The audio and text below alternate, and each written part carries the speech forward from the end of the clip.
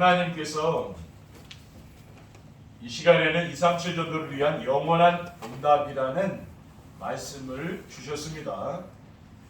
할렐루야. 한 해를 보내고 새해를 맞이하며 드리는 송구영신 예배입니다.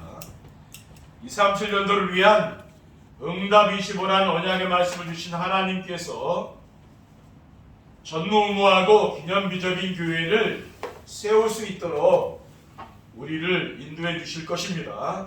그리고 237 전도를 위한 응답 영원이란 새로운 언약의 말씀을 주셨습니다. 237 전도가 무엇입니까? 세계 복음화를 위한 새로운 전도 전략으로 사람들을 찾아가는 것이 아니고 사람들이 찾아오도록 하는 플랫폼 전도입니다.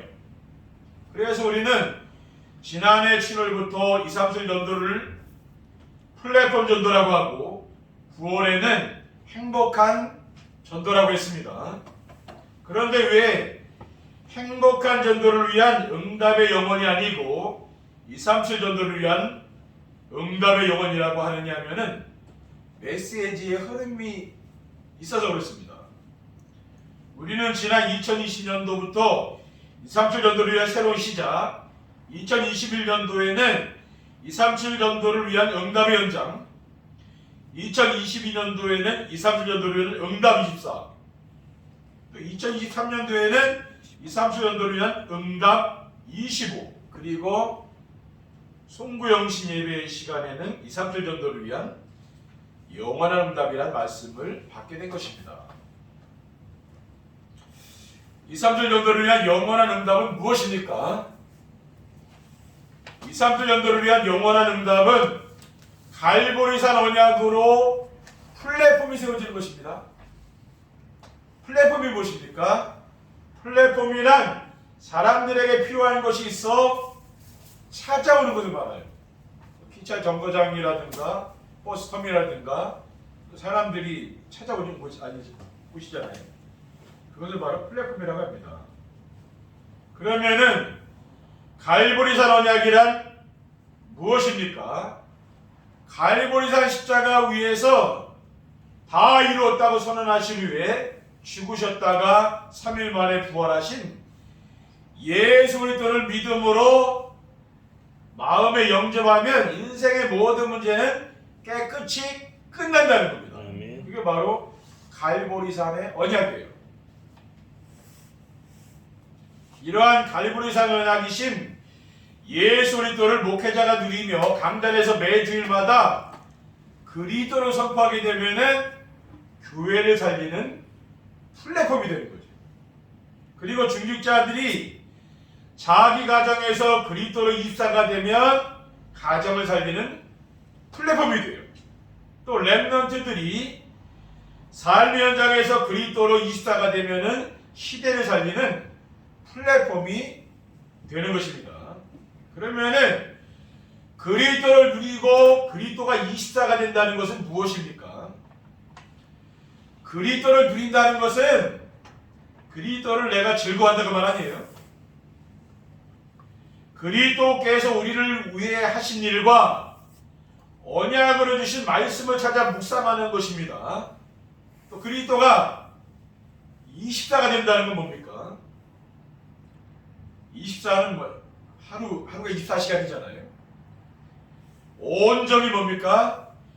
그리스도가 머리에 각인되고 마음에 뿌리를 내리며 체질이 되어 오직 그리스도만 생각하면서 하는 거예요. 아멘. 그것이 바로 그리스도가 24가 된다고 해요. 둘째, 237 전도를 위한 영원한 응답은 감람산 미션인 절대망대가 세워지는 겁니다. 감람산 미션과 절대망대는 무엇입니까? 감람산 미션은 부활하신 그리스도께서 승천하시기 전까지 40일 동안 감람산에서 제자들과 함께 지내면서 주신 말씀이죠. 그러니까 그리스도가 오직이 되는 하나님 나라의 일을 하는 것입니다. 사도행전 1장 3절에 보면 그가 고난받으신 후에 또한 그들에게 확실한 많은 증거로 친히 살아계심을 나타내사 40일 동안 그들에게 보이시며 하나님 나라의 일을 말씀하시니라 라고 했어요. 그러면 그리스도께서 주신 미션인 하나님 나라의 일은 무엇입니까? 하나님 나라의 일은 무엇이냐면요, 오직 그리스도로 내 안에 절대 맘대로 세우는 거예요. 오직 그리스도가 되면은 절대 맘대가 세워지는 겁니다. 내 안에 세워야 할 절대 맘대는 뭡니까? 어떤 상황과 환경에도 흔들리지 않는 힘이에요. 어떤 경우에도 흔들리지 않는 그게 망대잖아요. 그렇죠? 시편 23편 4절에 다윗이 내가 사망 영침한 골짜기를 다닐지라도 해를 두려워하지 않을 것은 주께서 나와 함께 하십니다. 주의 지팡이와 막대기가 나를 안위하시는 나이다라고 했습니다. 그리고 하나님 나라의 일은 무엇입니까? 현장과 시대의 재앙을 막는 파수꾼의 망대가 되는 걸 말해요. 셋째, 2, 3절 전도를 위한 영원한 응답은 성령 충만을 받아 증인의 삶을 사는 겁니다. 그러면 성령 충만이란 무엇입니까? 성령 충만은 하나님 나라의 일을 위해서 그리스도께서 제자들에게 약속하신 거예요.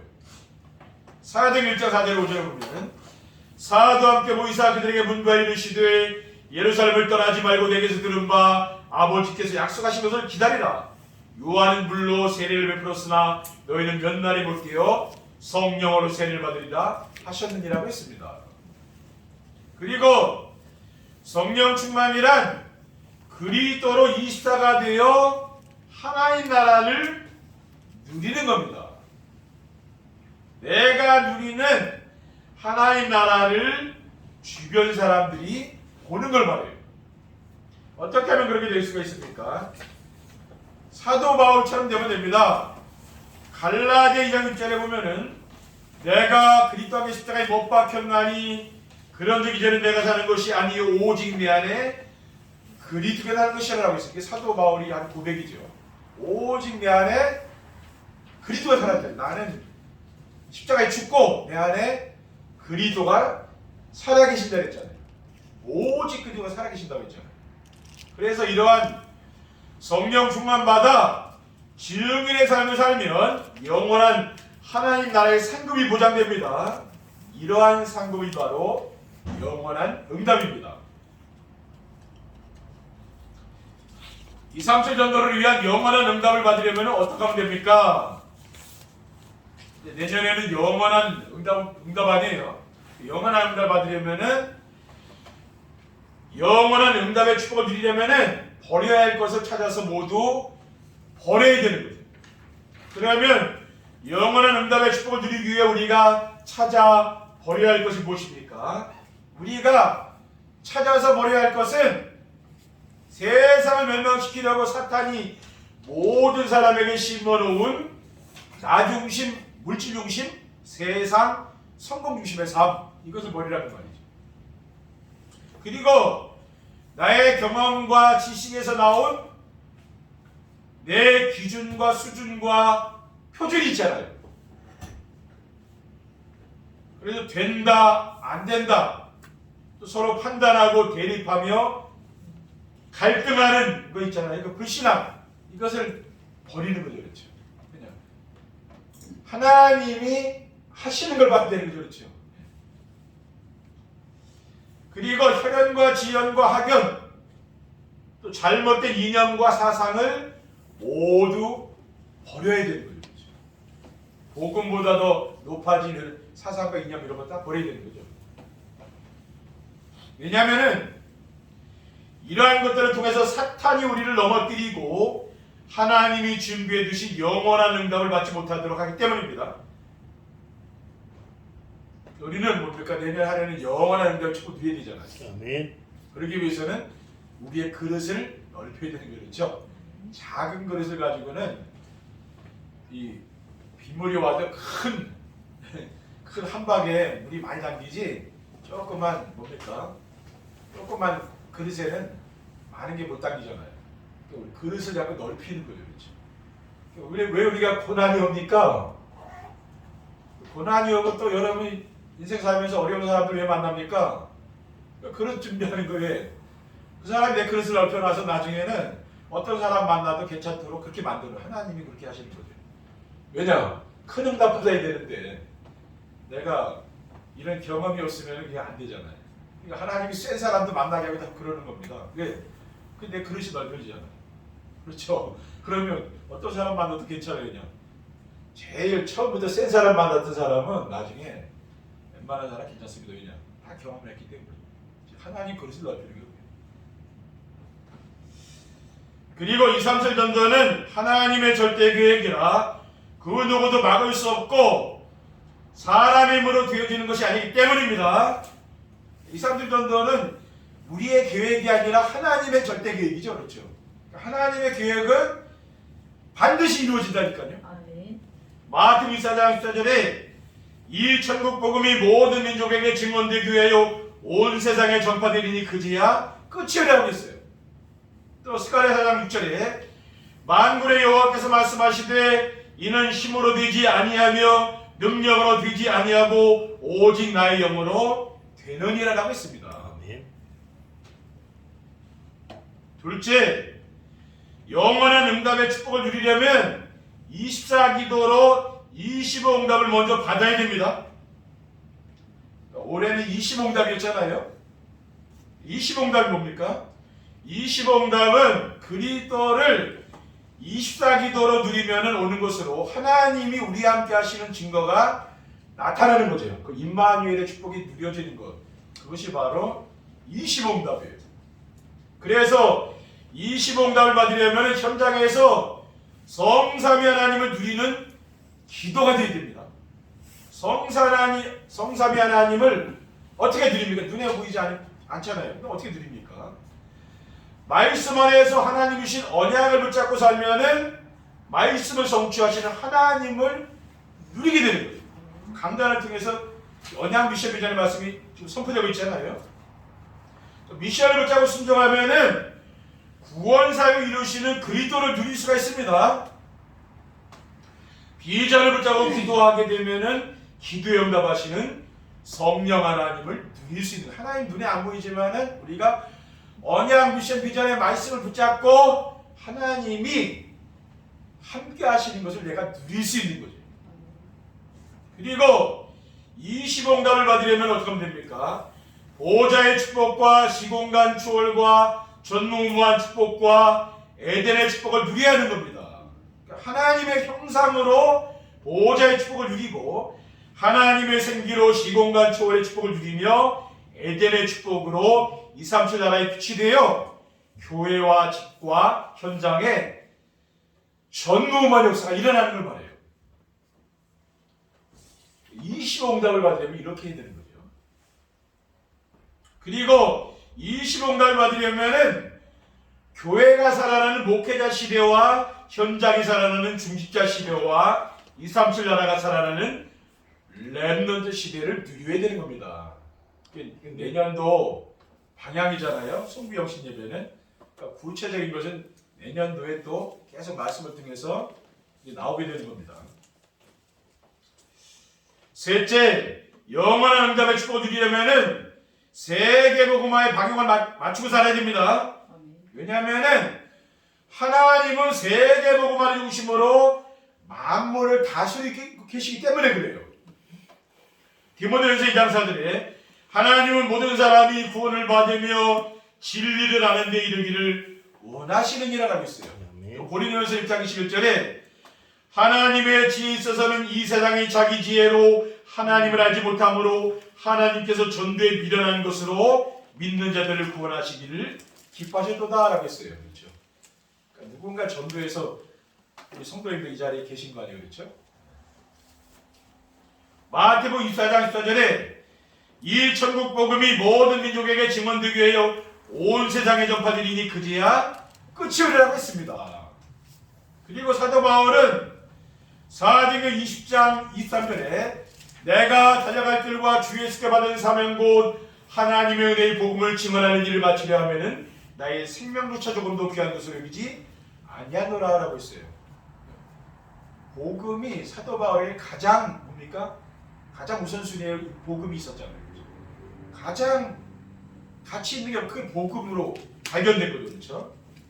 디모데후서 4장 7절 8절에 나는 선한 싸움을 싸우고 나의 달려갈 길을 마치고 믿음을 지켰으니 이제부로는 나를 위하여 의의 면류관이 믿음으로 주고들고 오신 재판장이 그날에 내게 주실 것이며 내게만 아니라 주의 나타나심을 사모하는 모든 자에게도 이라고 했습니다.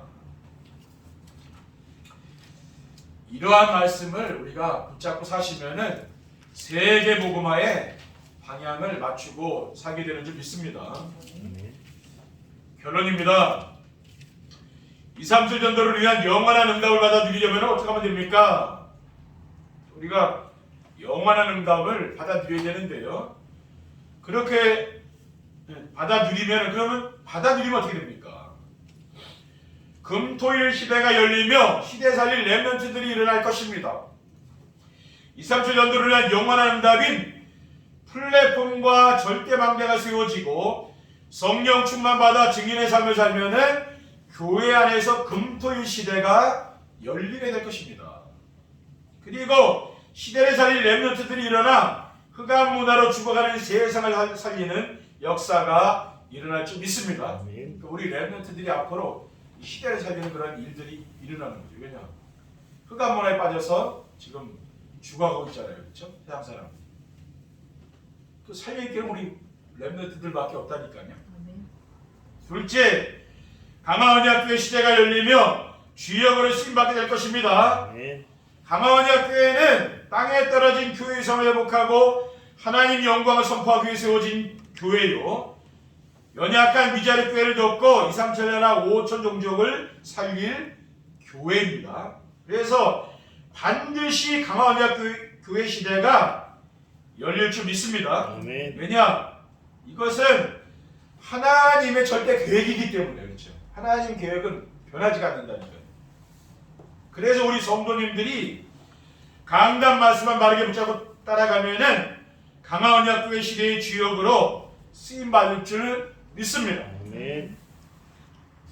마지막으로 237 세계화와 치유와 서밋 시대가 열리게 될 것입니다. 237 전도는 무엇이라고 했습니까?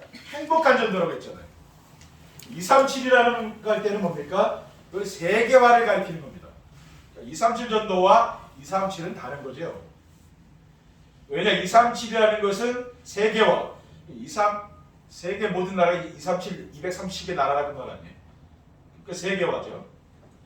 영원한 응답인 플랫폼과 절대 망대가 세워지고 성령 충만받아 증인의 삶을 살게 되면은 하나님께서 그가 하는 일을 세계화되도록 축복해 주시고 병든 시대를 치유하고 서밋 시대가 열리도록 축복해 주실 줄 믿습니다. 이것이 2024년도에 우리가 받아야 될 응답이에요. 그러니까 이 응답을 내년 한 해 동안 우리가 받는 겁니다. 그러니까 이 메시지가 우리 강단의 메시지를 어떻게 했냐면 조금씩 발전이 되고 있는 거예요. 지난해 올해 메시지 또 지난해 메시지는 뭡니까? 응답 24, 응답 25, 내년에 응답 영원이잖아요. 이게 메시지를 흐름을 보면은 조금씩 발전되고 있는 거예요. 다른 내용이 아니라 뭡니까? 올해 내용에 조금 뭡니까? 살을 붙여서 내년 응답을 지금 우리가 어떻게 응답 받을 건지 그것을 우리가 지금 확인한 겁니다. 그렇죠? 그러니까 또 강단을 통해서 메시지가 계속 나오기 때문에 이게 어려운 게 아니고 쉽다니까요. 그러니까 중요한 목적은 뭡니까? 그리스도가 오직이 된 제자를 찾는 거예요. 그렇죠? 그게 하나님이 우리에게 원하시는 거예요. 그래서 내년 한 해도 우리 성도님들이 그리스도가 오직이 되는 이러한 절대 망대로 세워지시기를 주님의 이름으로 축원드립니다. 기도하겠습니다. 하나님 감사합니다. 오늘 주신 언약의 말씀을 굳게 붙잡고 올 한 해를 마무리하게 하시고 내년 한 해를 새롭게 시작하게 하시니 감사합니다. 정말 2, 3주 전도를 위한 응답 영원의 축복을 누리는 귀한 성도님들 될 수 있도록 축복해 주시옵소서. 우리 구주 예수 그리스도의 이름으로 기도하옵나이다.